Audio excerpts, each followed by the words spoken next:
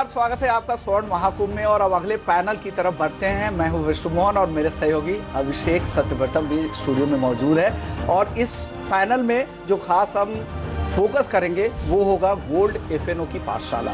Gold के futures and options market में आपको कैसे शुरुआत करनी है, कहां से शुरुआत करनी है, क्या इसके फायदे, क्या नुकसान है, क्या ध्यान रखना है, साथ ही एक्सचेंज के प्लेटफॉर्म के जरिए गोल्ड और सिल्वर की कैसे डिलीवरी होती है, क्या उसकी कॉस्टिंग है और क्या उसके फायदे हैं, तमाम मुद्दों पर चर्चा करने वाले हैं। कुछ खास मेहमान भी हमारे साथ इस पैनल में हैं। शिवांशु मेहता हैं, बुलियन हेड है एमसीएक्स के।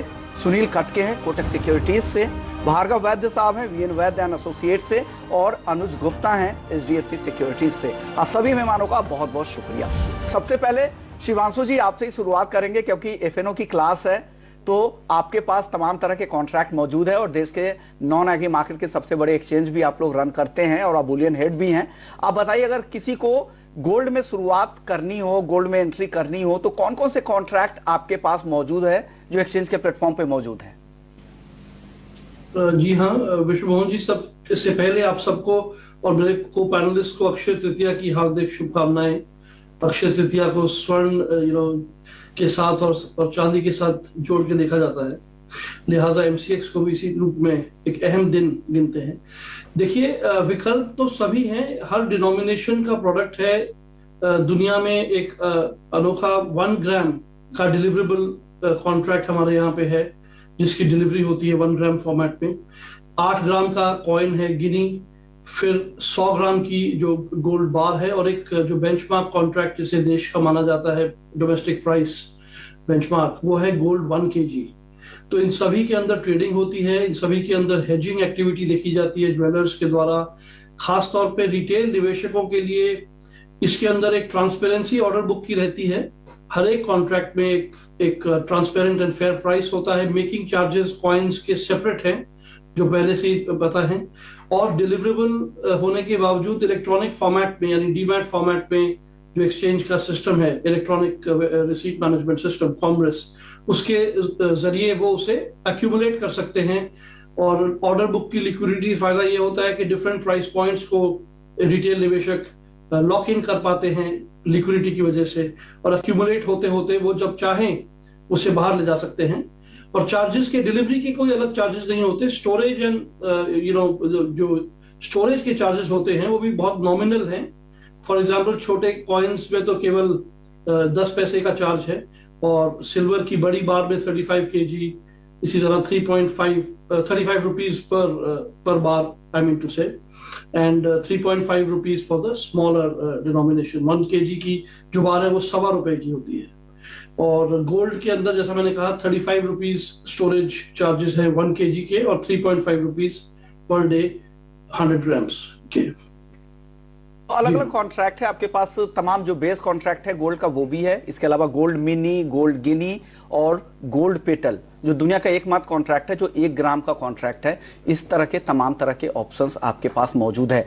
अनुज जी, अगर कोई किसी को शुरुआत करनी, गोल क्या है इसके हिसाब से आप तय कर सकते हैं। शिवांशु जी, लेकिन कमोडिटी मार्केट का मकसद है हेजिंग प्लेटफॉर्म चलाना, और हेजिंग के तौर पर गोल्ड का सबसे ज्यादा इस्तेमाल ज्वेलर्स के लिए होता है। जिस तरह से उतार चढ़ाव अनसर्टेनिटी है गोल्ड के मार्केट में, मान लिया अगर उनके पास कुछ इन्वेंट्री है, 73,958 रुपए तक भाव गया, ऊपर के भाव पर उन्होंने कुछ इन्वेंट्री जमा कर ली, भाव आ गया 72,000, 71,000, 70,000, कुछ भी हो सकता है, मार्केट है।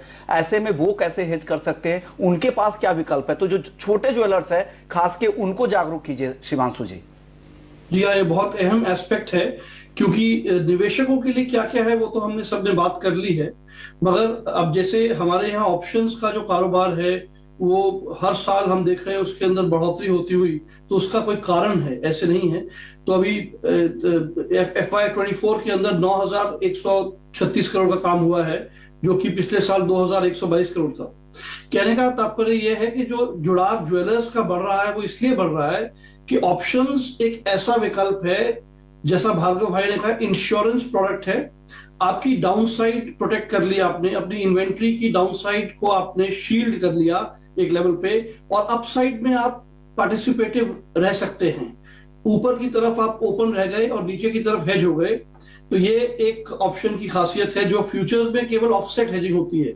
फ्यूचर्स के अंदर प्राइस लॉकिंग है, और फिजिकल और फ्यूचर्स को मिलाएंगे और नो प्रॉफिट नो लॉस का मोस्टली सिनेरियो रहता है। ऑप्शंस के अंदर एक साइड की प्रॉफिटेबिलिटी बनी रहती है, दूसरी साइड हेज रहती है, और सबसे बड़ी जो बात है, एक फ्लोर प्राइस फिक्स हो जाता है और एक ज्वेलर अपने आप को मोनेटाइज कर पाता है अपनी अनसोल्ड इन्वेंट्री को प्रीमियम के जरिए। एक चीज, दूसरी चीज वो फ्लेक्सिबल प्राइसिंग ऑफर कर सकता है पुट ऑप्शंस के जरिए, जो बहुत से लीडिंग ज्वेलर्स एमसीएक्स के कॉन्ट्रैक्ट्स के जरिए कर रहे हैं अक्षय तृतीया में, दिवाली में, कि वॉक इन कस्टमर आया, उसे बताया गया कि ये जो टाइम विंडो है अब से लेके अक्षय तृतीया तक की, इसमें जो लोअर प्राइस होगा, आज का प्राइस या लोअर प्राइस होगा, उन दोनों में से मैं आपको लोएस्ट ऑफर करूंगा।